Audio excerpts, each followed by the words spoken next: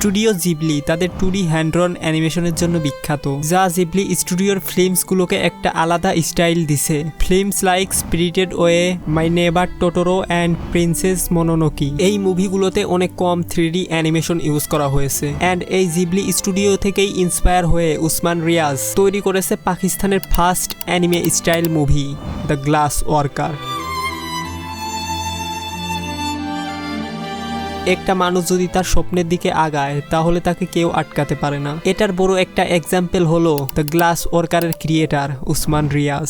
উসমান রিয়াজের ছোট সময় থেকেই 2D অ্যানিমেশনের শখ ছিল। সে ছোট সময় থেকেই 2D ড্রয়িং আঁকাতে ভালোবাসতো আর অনেক ডিজনি এর 2D অ্যানিমেশন আর জাপানিজ অ্যানিমে দেখতো। এরপর বয়স বাড়ার সাথে উসমান রিয়াজ তার আরেকটা ফ্যাশনে শিফট করে, মিউজিক।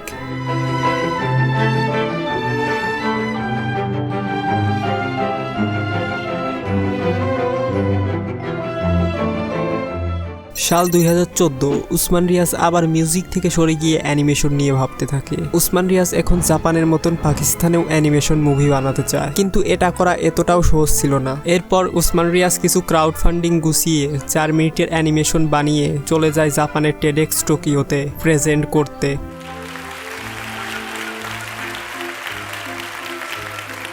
উসমানের জাপানে যাওয়ার একটাই কারণ ছিল কিভাবে অ্যানিমেশন বানানো হয় সেই বিষয়ে যাতে কিছু শিখতে পারে। অ্যান্ড ওখান থেকেই উসমান রিয়াজকে ইনভাইট করা হয় জিবলি স্টুডিওতে। জিবলি স্টুডিওতে গিয়ে উসমান রিয়াজ অনেক কিছু শিখতে পারে অ্যানিমে বানানোর বিষয়ে, কিন্তু পাকিস্তানে 2D অ্যানিমেশন বানানো প্রায় অসম্ভব ছিল। তাও উসমান রিয়াজ হার মানেনি, সে আরও ভালোভাবে 2D অ্যানিমেশন শিখতে লাগে।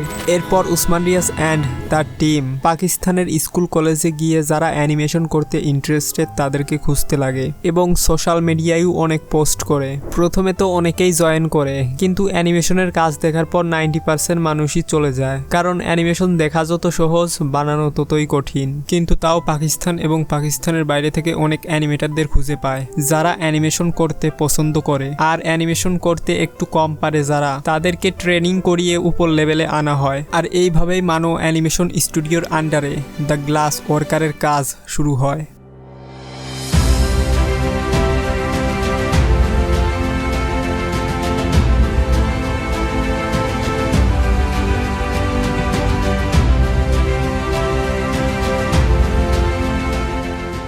এখন যদি দ্য গ্লাস ওয়ার্কারের স্টোরি নিয়ে কথা বলি, স্টোরিতে একটি শান্ত ছোট্ট শহরে একজন গ্লাস ওয়ার্কার ও তার ছেলে ভিনসেন্ট বসবাস করে। ভিনসেন্ট তার বাবার মতন কাজের কাজ শেখে এবং বাবার কাজে সাহায্য করে। একদিন শহরে আসে একটি সৈন্যদল, যার সঙ্গে আসে একটি মেয়ে আলিস। আলিস একজন ভায়োলিনিস্ট। ভিনসেন্ট ও আলিসের মধ্যে গড়ে ওঠে বন্ধুত্ব, যা ধীরে ধীরে ভালোবাসায় রূপ নেয়। কিন্তু যুদ্ধ ও রাজনৈতিক অস্থিরতায় তাদের জীবন ও সম্পর্ক কঠিন করে তোলে। ভিন্ন পথে চলা দুই হৃদয়ের গল্প এটি, যেখানে ভালোবাসার শিল্প ও যুদ্ধ একসঙ্গে মিশে যায়। এই মুভিটি শান্তিপূর্ণ জীবনের উপর যুদ্ধের প্রভাব এবং শিল্পের শক্তিকে কেন্দ্র করে বানানো হয়েছে।